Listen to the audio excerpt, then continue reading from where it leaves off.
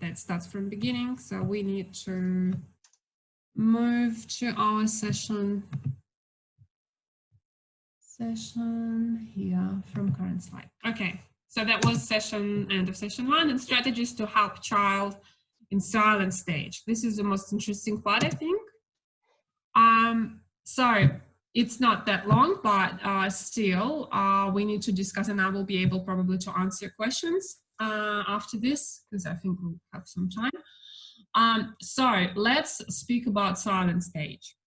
The silent stage is defined as the child kind of not communicating with other kids, but he shows different signs of trying to communicate sometimes, or the child just not really expressing any ideas. The signs of silent stage are the child seems withdrawn, sits in the corner and plays on his own. Guys, if any of you had that, I'd be happy to hear that. Look, we had that. Raise your hands or switch microphone on. Yeah, and tell. Yes, we have. Yeah. You have it. Okay. Okay, I see. Yeah. So, well, I will talk about that, and I'll refer to you. Child ignores English and speaks home language only. I have the child at the moment who I'm actually adapting to English speaking environment. And this is very common. Then the child, say 3.5, goes to the childcare and he insists on speaking home language because he wants everyone. I had at least 5 kids like that, especially boys. For some reason, I don't know, but that was for boys. We are more insistent in terms of we want to speak only home language. I think because boys are strong and they have the character. And then they were saying that we're going to speak Russian, and they were expecting that the childcare staff members will one day start speaking Russian too. But that never happened, unfortunately. However, one boy, I had a very funny experience. He was speaking Russian to all kids.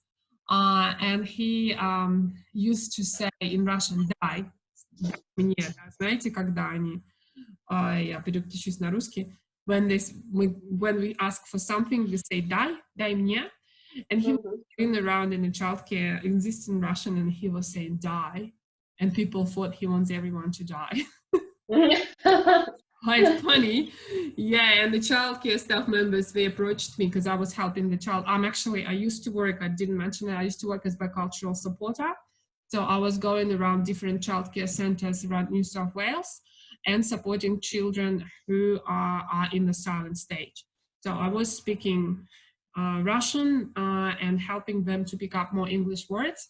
And this is when I started to do adaptations for kids who go through the silent stage and who needs a bit of push to actually start speaking English. And I started to do the individual lessons after that. And I had like about 4 years of experience going around childcare centers. It's quite a difficult job, but in terms of driving and things like that, but I was enjoying it very much. And that was one of the boys who was insisting on Russian language. He actually recently came from Russia at the time. I think there was less than 1 year they were in Australia, and he was very confused with why all that happened. The little boy, 3.5, and he didn't know how to address himself. He wanted to communicate, but he didn't have a clue how, which was a bit sad, but I think he went very well with my help, hopefully, and he's doing great now. So the other signs of silent stage is child has behavioral issues. This usually happens with kids under 3, mainly because they don't, if they just started to talk Russian language, and this is why I don't really recommend parents with successive bilingual kids to place their child as soon as he started to talk Russian in the childcare. I mean, to place child in the childcare as soon as he started to talk Russian language, say at 2. So I don't recommend from that age where the child starts to talk, say around 2. Yeah, especially for the boys. 2.5 before. I don't recommend to place your child in the childcare at this age group. Why? Because they're going through the difficult stage of language development. They have the terrible tools where their receptive language is actually quite wide. They have lots of understanding of the words, of the meaning and things like that in their head, but they can't express it yet. And if you add another language at this stage, then they're gonna have to build 2 databases of languages. So usually at this stage, the silent period is longer. So if you want to stretch it, then put your child at 2.5. But this is why I'm here and I'm telling you this. I wouldn't recommend it. And the other side is, what is the behavioral issues? I just stop on it. So sometimes the child approaches, it says actually here, child approaches other kids. He wants to play, but he doesn't know how to express himself. And he just smashes toys, like someone was building something, or he starts stamping on toys deliberately, and it repeats all the time. You know, and then what usually happens, the childcare staff members, they approach parents and they start saying, look, this child has some behavioral issues. Maybe we should check if he's fine. You know how in Australia they have that big concern of for that autism spectrum and things like that, which is disgusting, I think. They start raising some issues and saying maybe you should go to a pediatrician and have some assessment done and things like that. This is what happened to me many times in the childcare, where I had to advocate the child and I say, look, this is not what you think. This is just a silent stage of bilingual child, and it'll go away. And it really goes away later. You'd be surprised. Of course, there are some children who go on autistic spectrum. But there should be a good specialist who will differentiate between those two. But as a childcare person, I have diploma in early childhood teaching, and I used to work in a childcare full time. Or as a bicultural support person, when I used to work as a bicultural support person, we are not allowed to tell anything to the parent. What we can do, we can give recommendations if we suspect that this is not I know that many educators, they are not educated in this area, unfortunately. But if I'm in a childcare center and I suspect that I can actually differentiate between autism, and I can differentiate between speech delay, or I can differentiate between just the silent stage of the child, if I suspect autism, I would just say you have to do an assessment with pediatrician. Or just in case, just do assessment because you feel that this is speech delay, but still give that recommendation. Okay, so what I'm trying to say here, that you shouldn't be afraid of having some behavioral issues with the child that is placed in a childcare from the Russian-speaking family. Is this clear? Do you understand what I'm saying, guys? Do you follow me? So yes, it means that it could be just only because of his background, and he can't express himself. True. Yes, that's what I'm saying. Yes, exactly. So that should be explained to the childcare people, and I'll show you a bit of a paper, a bit of list of strategies that you can use and explain. I can actually send it to you, and if you have that issues, you just show it to the childcare person and say, you have to do this, because I've just been to the bilingualism session with them, and she said to do that. Specializing in bicultural support, and you just show the list to them, and this is the way they should support the child. Okay, not blaming having some behavioral issues and maybe some other issues, because they like doing that, to be honest, in the childcare. I don't know the reason behind it. I've heard about some extra funding for autistic children that the childcare centers can have. Not sure if 100%, but you know, you better not too. If you believe in your child, you keep believing in him because it's quite hard to, well, in Australia, they like to put the diagnosis, I'd say, and you just keep it in mind, okay, that you don't want to label your child. So, and the other sign is child typical for preschoolers, approaches other children and attempts to talk home language, but not being recognized, refuses to attempt, and ends up in parallel play without talking. So the preschoolers, they don't usually play in parallel. Parallel means that they play next to each other. There is a social play, then they play together, usually in the preschool age, and there's a parallel play, then they stand next to each other. It's usually typical for 2.5. Yeah, 1.5, well, 1.5 usually a solo play, then they just don't really care about who's next to them. But after 2, they start having that parallel play. And it's not typical for 3.5. So the childcare person may get concerned, saying like, this child is playing the parallel play and not communicating with anyone, who just stands next to. This is a bit of concern. For them, but this can be the sign of silent stage. Okay, let's move on. Are we moving on? Not. For some reason we don't. Okay. Small stage. Okay. Do you guys have any questions about it? Okay. All right. So whatever, as I said, I used to go to different childcare centers, and I did a small study of children with Russian language. So I had 20 children in my, just an observation. I just want to give you an example. Yeah, different childcare centers in Sydney, in New South Wales, I meant here, and Central Coast, and ages were 2 to 6. And for 18 of them, Russian was their first language, which means then the 2 of them were from simultaneous bilingual, right? So 18 were successive bilinguals. And what I found out, there was 45% of behavioral issues among those kids, 55% were withdrawn. So depressed is a very strong word. I don't like it here. To be honest, I want to take it away, but because it was, I've made this research, study long ago that I've lost. The data in Excel is not connected to that, so I can't really delete the word. But in here, I meant withdrawn more. It's like the child sits in the corner and they play on their own and they ignore other kids. And it's quite sad to actually observe that, I'd say. It's mainly because they're building their database yet, and it also depends on the age. And 85%, they just keep silent. They just don't talk.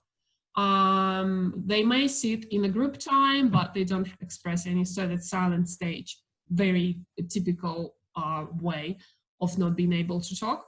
And 10%, well, it's quite a big number, but to be honest, it's only one child who was diagnosed with autism. And later on, he was,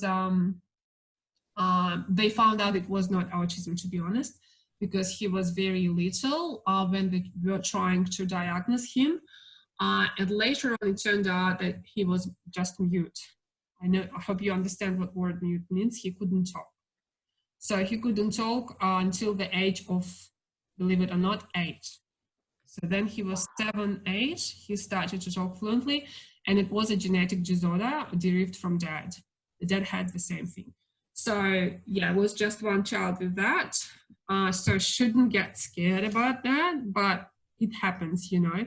I used to work with different children, so, and I come across with kids who had these issues. So, and behavioral issues across age. So why did I bring it here? Because I just wanted to show you that within age, the silent stage actually decreases. So it becomes shorter.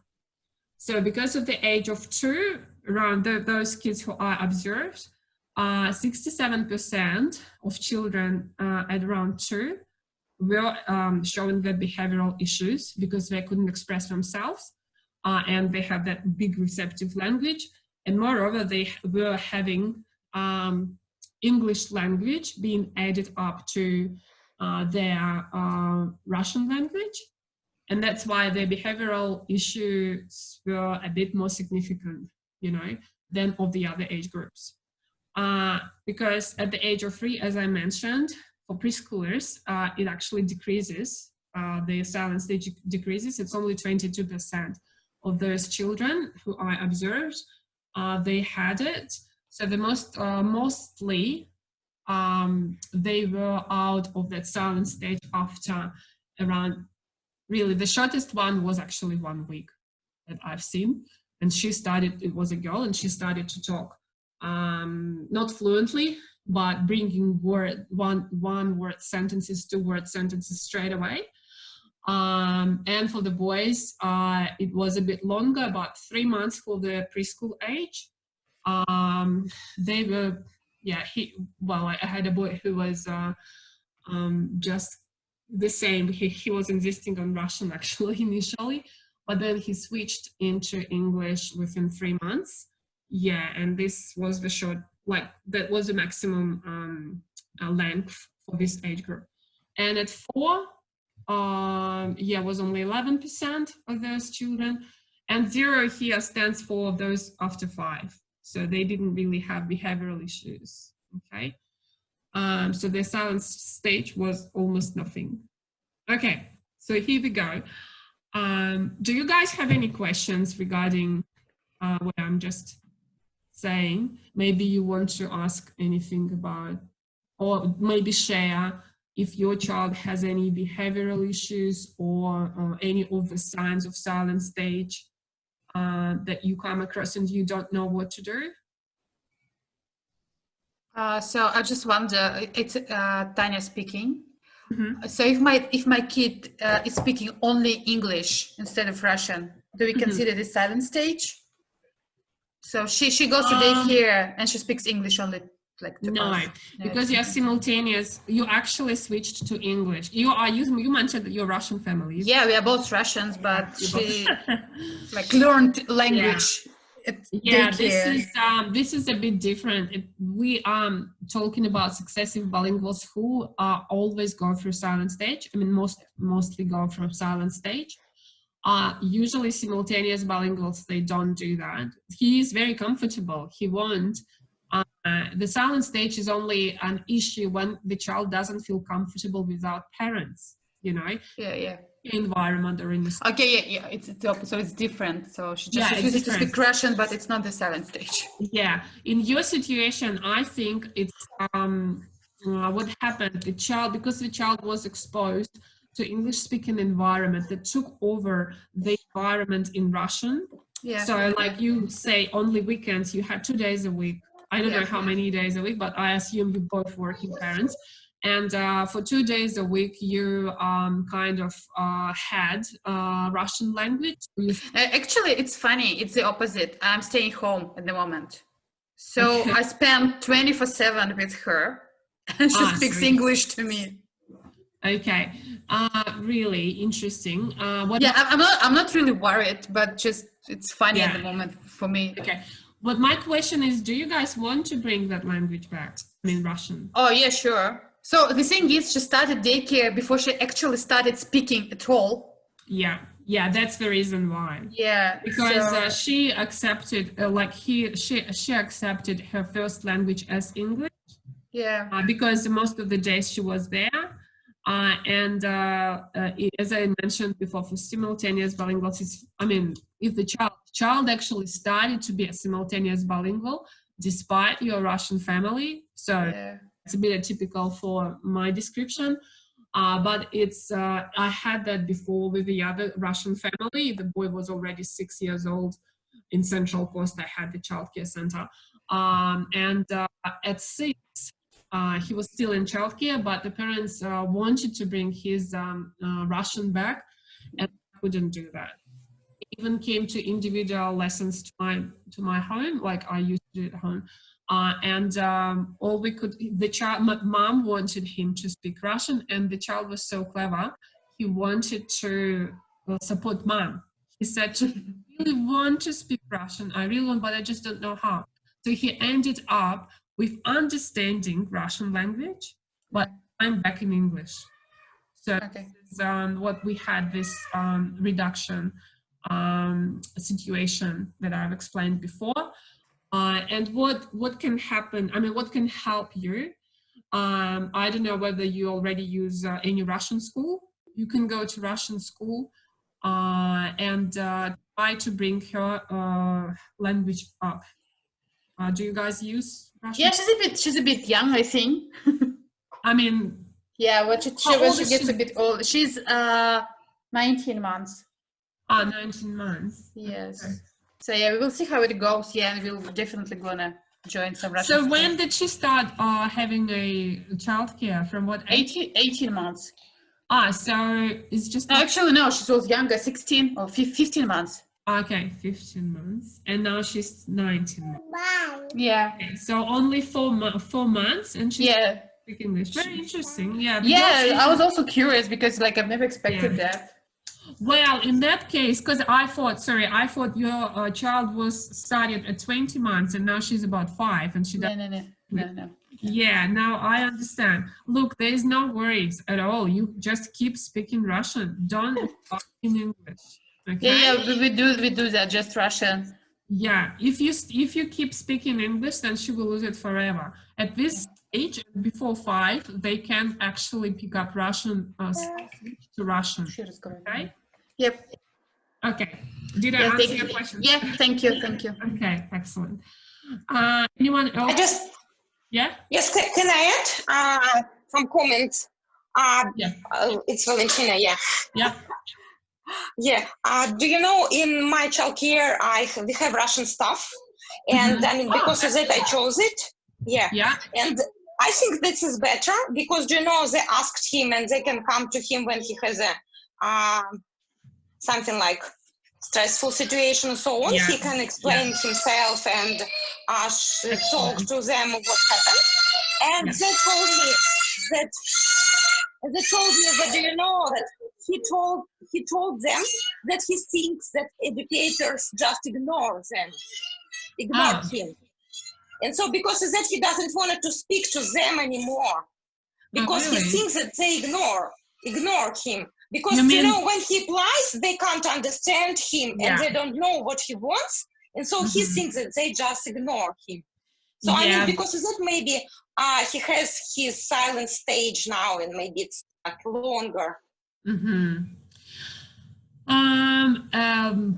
So you have, how many? You have two Russian educators in there, and does he talk to them in Russian, as you said, Valentina?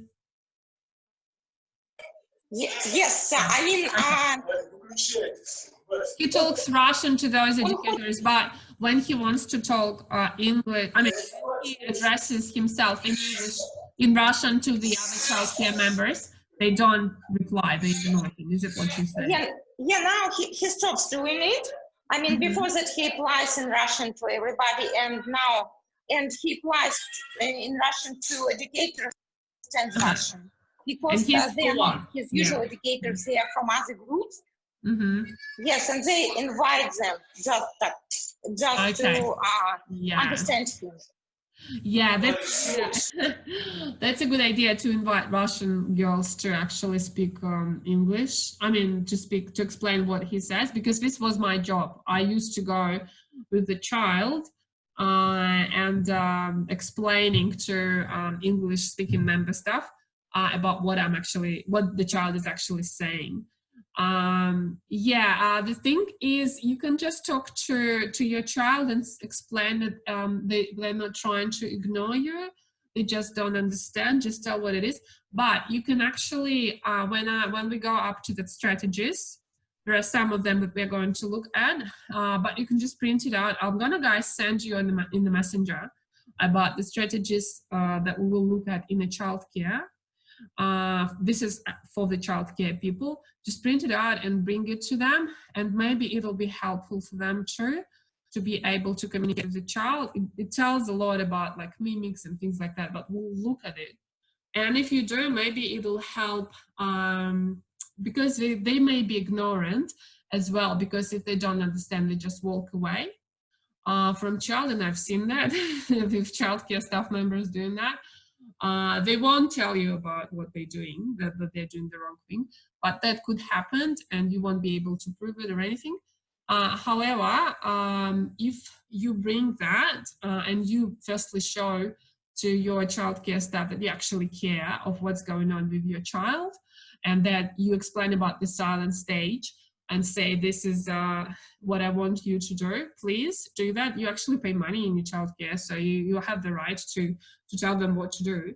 So you show them that strategies, and after that, you'll see the difference with the child. You speak to your child in a couple of weeks, or speak to the staff members in a couple of weeks, and listen to what they say to you, okay? And ask them if they used that strategies and if it helped, okay? I hope that will help. All right, anyone else want to ask something? Okay. So can I keep going now, all right? So, guys, these are the strategies for you to use at home, or you can actually use it in the childcare. I'll explain them how to use it. This was derived from the speech therapy session that I had. They are very useful. I use them all the time with children who I adapt to English speaking environment to make them talk the language, okay? So you can use it for Russian language if your child doesn't speak Russian, or if you want to adapt your child at home or help him to pick up more words, and you want to do the one-on-one session, guys, I'm saying that as it may sound controversial right now, but I'm not saying that you have to speak English at home. No, you just do one-on-one session with your child if you want to help him or her to pick up some English words, but that should be like a separate lesson. So you explain in Russian that we're going to play a game and things like that with your child, and they will know that it's a separate thing. It's not like you're speaking English now, okay? You just do that. So this one, it's an add up word phrase. So what happens here, you make different stories, or read a book in English, for example, or your child start addressing in English, okay? And you add up word or phrase to the sentence. For example, I'll show you. For example, the child says, especially when they start talking, the child comes and shows you, like, points at the apple, and you say red apple. So you add one word before you say before apple. So you say red apple and make a question mark. So this is for both. Works for Russian language and for English. Yes? То есть по-русски вы можете тоже использовать эти стратегии. Например, сказать, он говорит яблоко, а вы ему добавляете красное яблоко, да? Только делайте question mark, не как я сейчас сказала. Да? Красное яблоко, and usually the child repeats back, and they say back, then you do this kind of intonation. And then you add up more words to the sentence or phrase. I use it all the time with kids, and it's working very well with them. They like, this is mainly for the age group, then they just start talking around between 2 to 3, okay? We're helping them to start talking. So the other is choice questioning, or choice, not open-ended. We don't use open-ended with this age group if we want to help the child to talk, but we do choice modeling, so choice questioning. So I hope you understand what closed question means. It's not when you say, do you like an orange? No, not like this. What fruit do you like? You say, this is an open-ended question, because your child will have to think and reply the fruit name, okay? In this situation, you can say, do you like orange or apple? So you give him a closed question. So to pick up from one, because you give him the word in English, so you're building on his receptive language. Even if he doesn't reply, he still hear that. And you, for example, keep it in your hands and you say orange or apple, and then the child will have to make a choice. So if you say apple, okay? Or like with the toys here, do you want elephant or do you want a pig? Okay, so the child will have to pick up. Children usually like to communicate. Okay, these strategies are mainly can be used in the childcare. Then they're trying to prompt the child to talk in English. Okay, so and the child will pick up the pig, for example, and then you praise a lot the child for picking up. Oh, good boy, good girl, you picked up the pig, well done. So if the child says the word orally, yeah, pronounces it, have a good, like lots of praise, give him 100% feedback that he's very good and well done. So he can, it's called scaffolding. So he can scaffold his ideas, you know, the idea, the concept that he was praised for actually saying. Next, you will do another exercise and he'll understand that he needs to talk this language. So model the sentence for them. Sometimes children come to you and they are trying to say something and it's like the word ordering is wrong, or they you know, confuse something, and you just model a sentence. For example, a child in English, he just started to talk English and he goes and says bear little want, and you model the sentence for him. You say, you want the little bear or your teddy bear, whatever he says. So you just give him the right version so he can build it in their database and use it later on. And the little strategies like talk about ourselves, themselves, encourage talking. So this is also, I hope you understand that this is when you try to preserve Russian language. You also do lots of talking at home, do lots of reading, talk about images, make up stories with the child. They really enjoy that. So if you're talking about in a childcare environment, or if you want to make a session with the child for 1 hour to actually try to bring his English up, this is also, you can use that. Just saying that, look, this is mommy. Now mommy has hand, mommy has eyes. What do you have? So ask them questions, yeah, and of course, if you want to make choice modeling or any other strategies into this strategy, say something like, let's play the game. I'll show you some of the, oh yeah, no, sorry, I don't have it here. You can play the jigsaw puzzle. Let me share one file that I use with my kids, if you don't mind. I'll just go to kids to talk. For example, you can make a jigsaw puzzle out of animals, all right? Guys, can you see the new file, or it's not shared? No? Okay, just a second, I'll fix it. Okay, now can you see this file with animals? Yep. Yeah. Okay, excellent. So what happens, you know what jigsaw puzzle is, yeah? So what I usually do with kids, we play the game.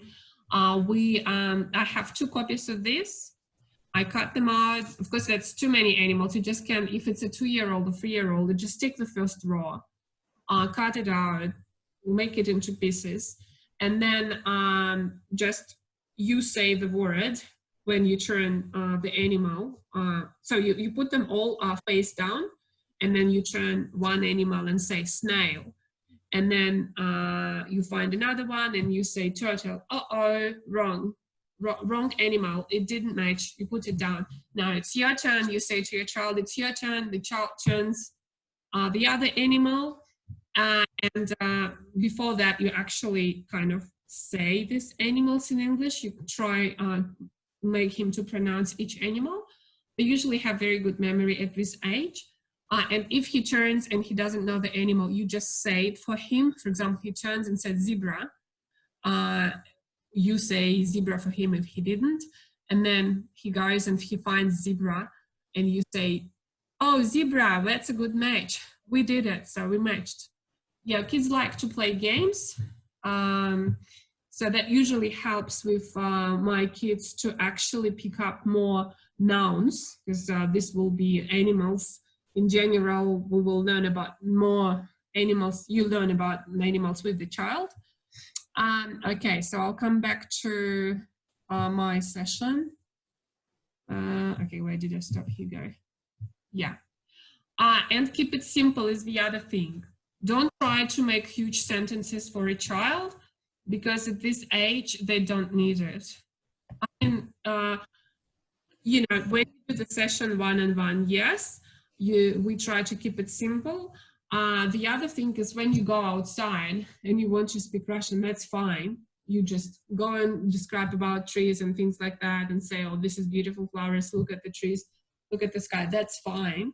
It's talking about that, is actually building up on their receptive language. But if you do the session that you want the child, like, to prompt the child to talk, then we have to keep it simple. All right. Guys, do you have any questions about it? Oopsie daisy, we're running out of time. No. Good. You okay? Okay. So supporting child at home. That's the other strategy. So those strategies were a speech therapist strategies, I'd say. The speech therapists, they use that, and you can use it at home or you can use it in a childcare. I think someone wants to, sorry guys, someone wants to join. No, that's fine. Okay, this is more for supporting a child at home. So be consistent and avoid language mixing. This is one of the very common things that parents do. I don't know why they do that, but it confuses child a lot.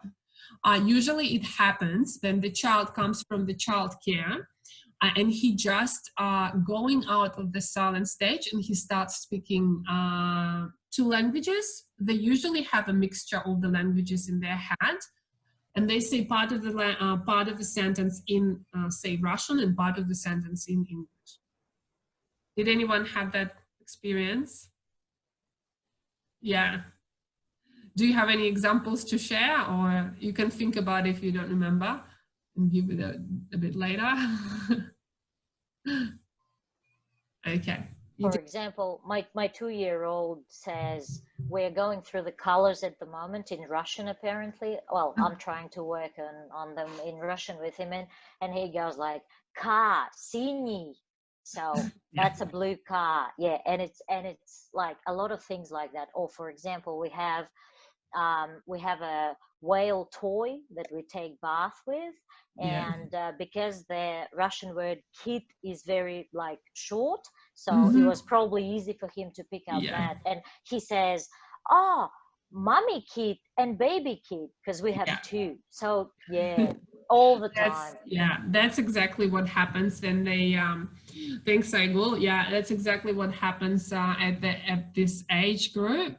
They start talking and they mix things together. But what I'm trying to say here, be consistent and avoid language mixing. So when he starts talking to you, because I assume you speak Russian, so please bring the whole sentence in Russian. Or if you want to support English, then do the whole sentence in English. Don't mix up the sentence. Don't repeat back this way. Just give back to the child the right version of this, okay? So the other thing is be positive role model. Well, this is in terms of kind of praising the child, be very positive and show that speaking this language is quite nice. Provide encouragement and praise child's effort. This is what I just told you. Praise a lot the child. Then we were talking about choice. Listen and respond to child's conversation. Well, sometimes it's quite hard. When I've got an experience working with children for a very long time, especially that age group, then that speech is not clear. I can understand what they say very easily, while sometimes the childcare staff members, they can't do that. Especially, you know, if the child has a mixture of languages. Tanya, did you want to say something, or someone who wants to say something? No? Okay. Yeah, so please try, as a parent, we should try our best to understand. I had my actually older child, she had speech delay, and she started to speak at around 4.5. And the main reason for her speech delay was, we didn't actually know, we were very young parents. She's now 15, but we didn't know that she had glue ear, actually. So she had only 50% of what she heard, and it made her speech delayed. And what happened, sometimes she got so frustrated because you know how they want, as we discussed at 3.5, they want really to talk a lot. And she was talking a lot to us and we couldn't understand a word. And I was trying my best to actually understand. I remember that was, we were driving in the car and she was saying something like Raduga, but it was not obviously Raduga, because we were giving back this version, me and my husband were giving back Raduga, Raduga, you see Raduga, we can't see Raduga. Well, there was no Raduga, to be honest, but it sounded like that. And she got so frustrated, started to kick her legs and things and crying, and she ended up very badly in a big cry after 10 minutes trying to convince us about the word. It's just, we have to try very hard to understand our child and respond to that. It's just one of the examples, a sad example with my daughter, but yeah, we started it out later and she's speaking quite nicely, but we had to go through some procedure to bring her hearing. And yes, it's very important, by the way. It's just, I'm just not within this now, but very important, guys. Check your child's, if you suspect speech delay, firstly check your child's hearing. So go to the audiologist, get referral from GP, and check hearing if there is any problems with that. Okay, so ask lots of questions to extend child utterances and phrases. Yeah, that's to support communication. It's more for preschool age children. Then they can reply open-ended questions and they really want to talk. Model correct forms, avoid correcting child speech. This is important. Sometimes it's quite hard to do, but try to avoid speech corrections, especially when the child just starts talking. You better try to understand what they say and reply back, give them the feedback. Oh yeah, like if the child said дерево, for example, yeah. Oh, the tree, дерево, or he said it somehow. Yeah, that means my time up. If they said it in a strange manner, like Davudo, for example, and you know, and they point at the tree, of course, you obviously understand that.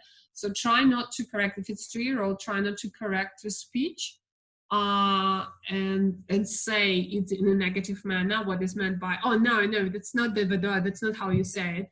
You say дерево. Don't do that. Just give the right version back and praise. Okay, hope that's clear. So the child says Davudo, you say дерево, да, that's excellent saying. Well done. Praise the child, and the child has that scaffolding in his head and he's doing the right thing. However, his receptive database will build with the new word дерево, and he knows how to pronounce it. Because some kids, as somebody mentioned, they will have some pronunciation problems. And as I said before, and I'm trying to reply that question, I think was Valentina or someone who mentioned that they, sorry, maybe not, will go to the speech therapist and will have to work on the sounds. So sometimes kids have the pronunciation problems, especially at the age of 2. Most of their sounds are not there yet. And we don't worry as educators, we don't worry about ch, sounds, the complicated ones, or the 2 consonant sounds in English. And we wait until it becomes actually clear. And that's why we give them the right version back so they can build their database and understand how it should be pronounced, okay? Use the language consistency, okay. And don't give up. Yes, surely we don't give up as parents. Okay, and helping your child. Well, this is the strategies I was talking about. This is what you can print out and go to the childcare setting and give it to them. I'll send this list to you separately. If you guys tell me if you want more from this PowerPoint, you tell me which slide you want and I'll attach it as well. Okay. So this is what you tell to the childcare person. Speak slow, use one-to-word sentence to explain what you want to say to the child. Use gesture and mimics. Many childcare educators, they don't really care.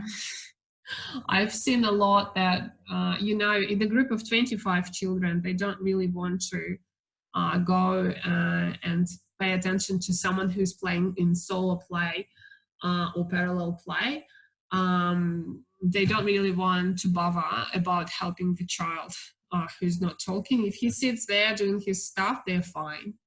Like, okay, he's not bothering anyone. They only bother most of the time, then the child has behavioral issues. But please tell childcare people, if the child cannot understand them, use gestures and mimics, because at this age, children are very sensitive. They understand mostly from how we express, we read our minds. And that's why actually it is easier for the kids to pick up any language, because we read a lot of information from our gestures and mimics. And it's called, I think, abstraction kind of thinking of mind. The child, for example, knows in any language from the picture that this is a tree. If you draw the tree, we all will know that this is a tree. But we can say tree in Russian, дерево, or we can say tree in English, it'll still be the same. For the child, the concept is the same. Tree is a tree. And same with the reading mimics. Then they read mimics, they kind of know what kind of emotion the person experiences, and if that's good or bad, then it helps them to talk a lot. So use choice modeling. This is what I explained about picking up from different things. Explain what is required from child in a childcare setting. Build in a structure. Show him, her, if she can't understand what to do. Okay, so when you come to the childcare, you have that little lockers. So bring your child, explain that this is the locker, this is the toilet, there you can go, this is a staff member named Tanya. This helps with the separation and anxiety later on. And explain that to the childcare person, that they need to kind of bring the child by the hand and show them what to do, because kids can get lost. And it also contributes into their stress, into the silent stage, because they get stressed because of the language barrier, and at the same time, they don't know what to do. So please tell it to the childcare people that they need to do that. Okay. So guys, we now got that group activity time. We're gonna give you a practical example. So please switch your microphones on. And we'll discuss possibility of silent stage or any other issues from the example later, and we'll suggest a strategy for this. All right, so that's a practical, it's actually a real example. This is what happened in one of my childcare centers. 2.5-year-old boy of the Russian speaking background, with both parents speaking Russian, just started the childcare with 2 consecutive days. Yeah, so like Monday and Tuesday. He doesn't show any signs of interest in playing with other children. Mom advised that he just started to speak Russian with 1-2 words, sentences. In childcare, he just sits in the corner and plays Oz. Once he came, oh, sorry, it should be over, to the children, just a typing mistake, and tipped over all of their toys and then ran away. He was told by the educator that is not the way we play. Advise what could be the issue and how can the educator sorry, that's too many words, and how educator should address this issue. Was the reaction of the educator appropriate? And suggest some strategies to help the child adapt to the new environment. Okay, who wants to tell something what's going on here with a 2.5-year-old boy? So the boy Looks like he's going through the silent stage. Yeah. Because he's originally from Russian-speaking background. Yeah. Yes. Exactly. Yes. And what do you think that the reaction? What's the signs of silent stage here?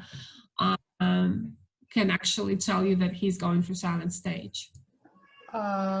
Please, he's playing on his own. He's a bit irritated by other people not understanding like him. Yeah. Yeah, and a little bit of aggression towards probably other kids. Yeah, correct. Yes, his behavioral issue, like he's got some behavioral issues right now. He's probably, as mom said, as it says here, he just started childcare, and it will take a while for 2.5-year-old boy. Yeah, and he. Well, do you think the educator has addressed it correctly? I'm wondering if the boy understood the educator. You know? Yeah. Always, I'm not sure. This is not the way we play. I'm not sure if the educator's response was correct, but I am pretty sure that this is what is happening in reality, because yes, if you put yourself into educator's shoes, I probably would respond like that to what the boy did. So yeah, it's very hard to, like, you know, just trying not to be judgmental as well, because they're doing a great job with our kids. But then yeah, I mean, what's the right answer? How would you react? How should they react? Well, this is exactly what I heard. And to be honest, this child had very prolonged silent stage, was a 2.5-year-old boy. And the mom kept asking the bicultural support pool to bring me back to work with him, because we only had once a week. I only could have child once a week for 4 hours in a day, which is quite a short period of time, as you understand. And the mom kept extending me to keep going. You know what, because I was there and I saw the situation, I advocated the child. So I approached the staff member and I explained what's going on, because I knew about the silent stage and things like that. And then the educator changed her approach. What I recommended her is to show him the way how to play, not just walk away. She actually walked away. She said, "This is not the way we play," and she was quite strict and made me upset. The other kids, of course, went upset, because there was a girl and the other boy, they were building like a tower, and he just came and did that, and he did it a couple of times. And after that, he was in a silent stage. He was really not talking at all. And the parent was concerned, same as staff members were concerned. This was the child who had the most prolonged silent stage, but it happened because they had some family issues as well going on, with dad got in the hospital for a very long time, and child was really stressed about that because he had a car accident. And what happened, when the educator showed how to play and invited this boy into the group, and after he smacked their toys again, and she started to build the blocks and gave a couple of pieces to this boy so he could try that, he actually, after that, he began to show interest to the children. He we had a couple of sessions like that, and he began to build blocks with the other kids. Still was in parallel play. He was for a very long time, as I said, but he started to approach kids after that, which was a good example of a different modeling of the play and how we could help the child. Yeah. So, what That's great. strategies, guys, would you suggest for just in general? What strategies do you think would be useful for this child to help him to talk? I can bring back the strategies.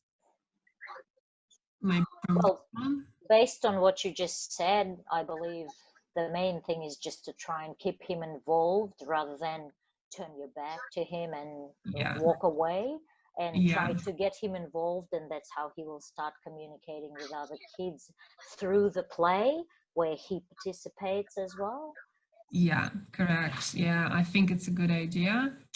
I would use lots of gestures and mimics. I would suggest the childcare staff member, especially, you know, that the child is so sensitive. He was like the all childcare members knew about the situation, and like, you know, having that positive mimics, positive gestures rather than stopping him from, you know, saying to him like, this is not the way we play, and being a bit, you know, like on the angry side, I'd say. Yeah, I think that could be useful. And then use choice modeling with the child, like, would you like, especially if that's blocks, you just say like, would you like a red block or yellow block? Maybe he'll, even if he picks up, he still has this database in his receptive language. He builds new words and like new color English, things like that.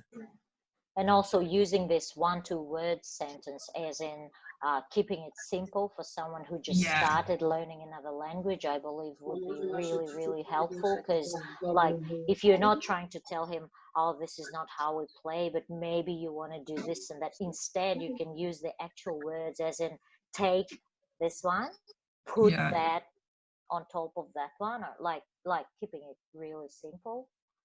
Yeah. I agree. Do you know, in one, it was kinder, like 3-year-old kinder last year. Do you know one educator took some cards with pictures like wash your hands, and so there were kids and which is washing your hands. And so when she showed it to him, she told it to him like wash your hands, and show him cards so he can understand what she wants him to do. So I think it was very useful. Yeah. Okay. Interesting. Yeah. Sometimes, yes, with the pictures, it could be really good, especially at this age group. And two, yeah, some educators, they use, you know, like a smiley face or a sad face instead of just saying something. Like they, ISO educators, they have like,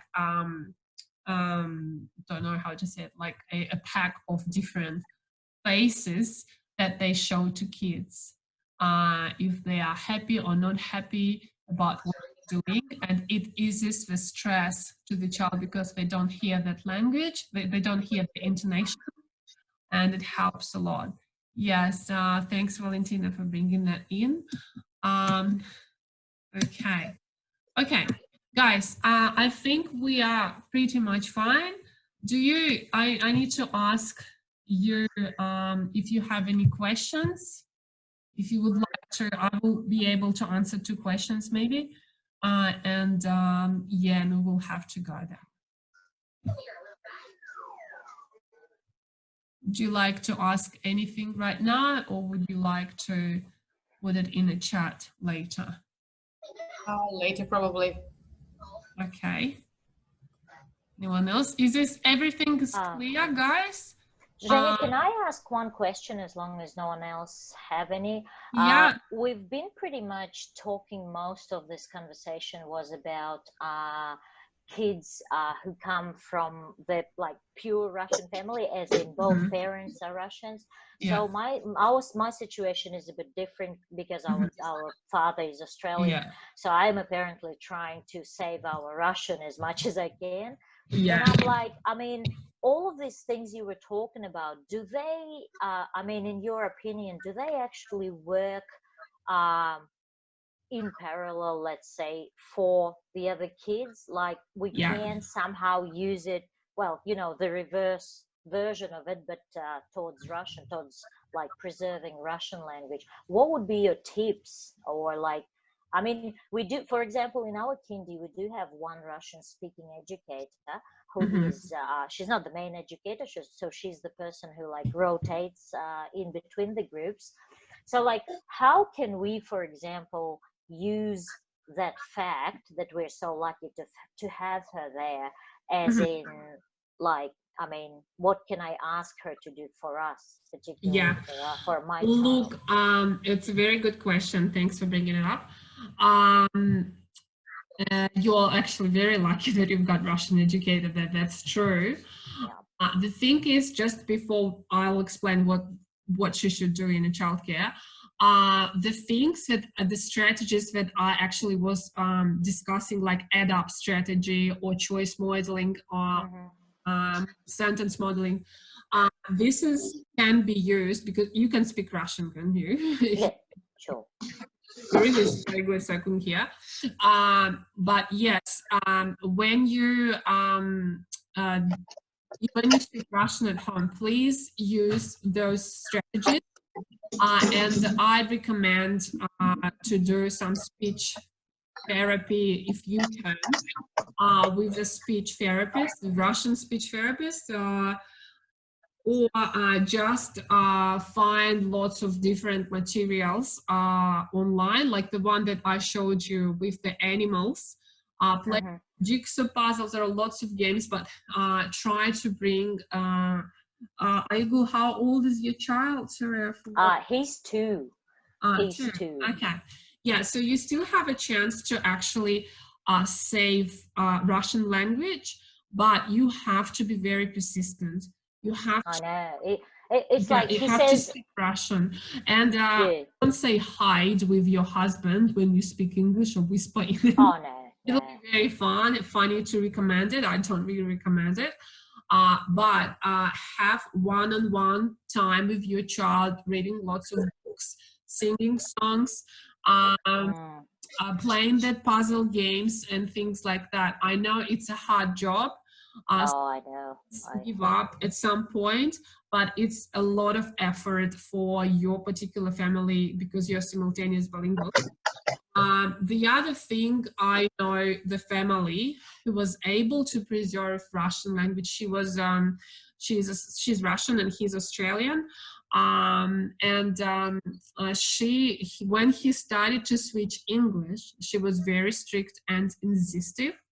So she was ignoring the child when he was addressing English to her.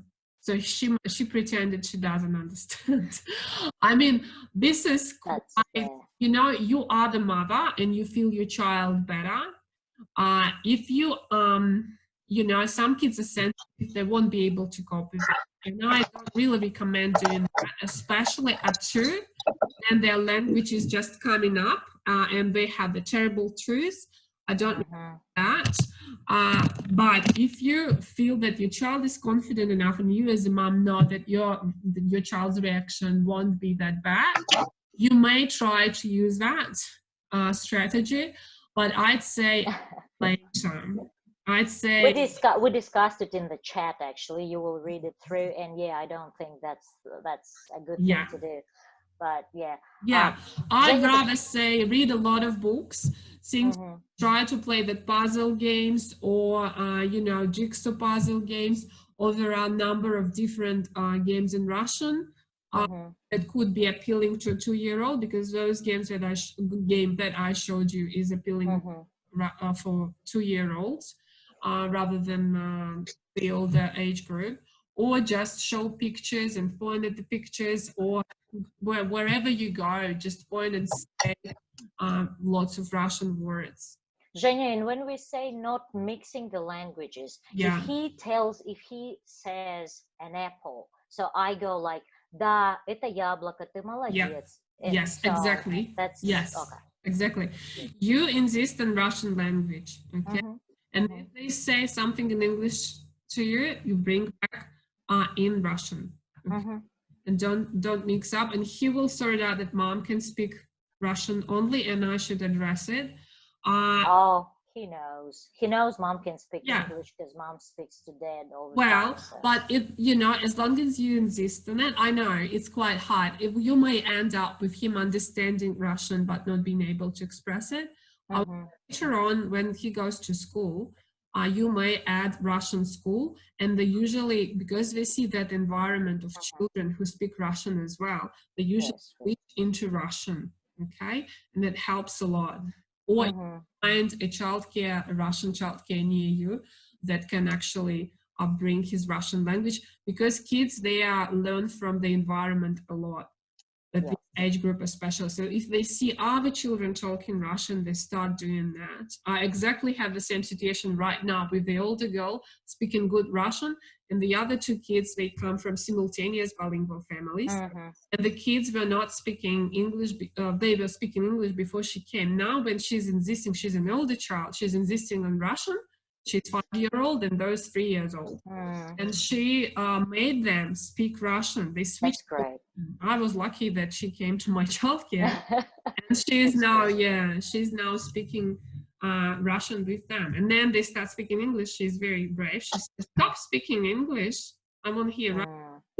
Which is, so I hope I answered your question. Oh, that's great. Zhenya, and the second part of that question, like how our Russian-speaking educator can help us, because I know it would be very difficult for me to ask her for big things, because apparently she's working with English-speaking kids in an English-speaking thingy, but well, if it's possible for her to have one-on-one session with him, say, I'd do that.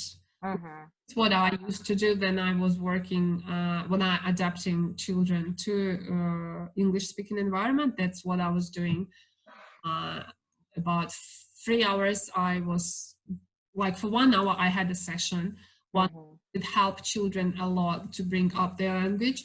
She may not be able to have some, she may not be having some speech therapy training though, but just spends time reading book in Russian, and you can provide books or things like that for her if she have it.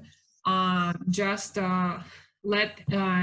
ask her to sit with the child one-on-one for at least 20 minutes, maybe half an hour. I know it's quite hard for the childcare staff to individual time. Or what she can do, she can read Russian stories in group time. And or I can actually, I guys have a Russian English CD. I can send the songs that you can use in a childcare. It's Russian English nursery rhymes. I can that'd be great. Message them into. We made that CD especially to adapt children to English language, or to observe Russian language for English-speaking children. If they switch on in the childcare center and listen to that music, the child will, will recognize the language, I'm pretty sure, and it'll help a lot. Thank you. That's actually a great idea, because our director of our childcare center, I think, would totally be all for it. So yeah, sure. So I'll just down it. I'll send the English Russian nursery rhyme CD. I mean, not CD, but the songs. I can't send you the CD. It's quite hard, but I'll download the songs to the group. Thank you. And we have the website, YouTube channel there. They can actually watch the video, and it's English Russian nursery rhymes, so that other kids can understand what's it's saying, because it goes in English and then it goes in Russian. Okay, anyone else want to ask a question? Can I ask a question? Yeah, sure. My daughter, she will be turning 4 very soon, and she will be turning how much? Sorry, how old? 4. 4. Yeah. Now she speaks only Russian. Yeah. And one day she goes to Russian childcare.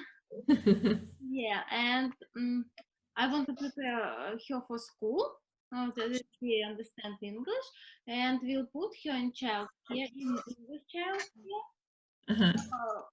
We'll start from 2 days, and my question from next year, I think I can do, for example, 2 days Russian childcare and 3 days English. Or is it better to do 1 day of Russian childcare and 4 days English? 4 days English, did you say? You know what? I'd say 2 days Russian childcare and 3 days English, because we don't want the English speaking environment to start dominating other language, despite you both speak Russian, as far as I know. Yeah. So, and at 4, they can easily switch to English because it's a preschool age that they want to socialize. I'm pretty sure they will feel, I mean, is it a girl? Yeah, it's a girl. She will feel confident speaking English in one childcare, and she will, this is what happens, this is a part of flexibility of mind. They differentiate between languages. So she'll speak Russian in Russian speaking childcare center, and English in the English speaking childcare center. Okay, but the less days you have of English speaking, the better. So if you have Russian over 2 days a week, that'll be better. I recommend that, because you'd be surprised, guys, when they go to school, they really switch from Russian to English a lot. 5 days a week, and only 2 days a week with the parents. Okay. And it starts dominating. So it's very easy to lose the language when they go to school. Yes, then my first one, she went to childcare, English childcare. And yeah, she had a silent station, but then she started to talk with her toys in English at home. In Russian, but with toys in English. Interesting. Yeah, okay. So did you answer, did I answer your question? Is it? Yes, thank you. Okay. All right. Thanks for asking. All right, look, guys, I think we've got a bit over the time frame right now. I hope I won't be punished for that, but that's fine. Look, guys, I will thank you for your attendance today. I just stopped recording. I really appreciate your coming today, and I need your feedback as well in English. If you could, I don't know, write. I'll check if I actually have the feedback form. I may be sending you a feedback form in you know, just to fill in and send it back to me. Or if you're not too bothered, just write something in English about how you feel about session today, if you liked it or not, useful or not. I really appreciate that. I'll just make a screenshot and send it to my assessor for him to see how I went. And if you have more questions, please put them in chat. I will be analyzing, will be doing a separate video session in that page that I mentioned before. I posted there, and hopefully to reply all of your questions there. Okay, so I stop recording now.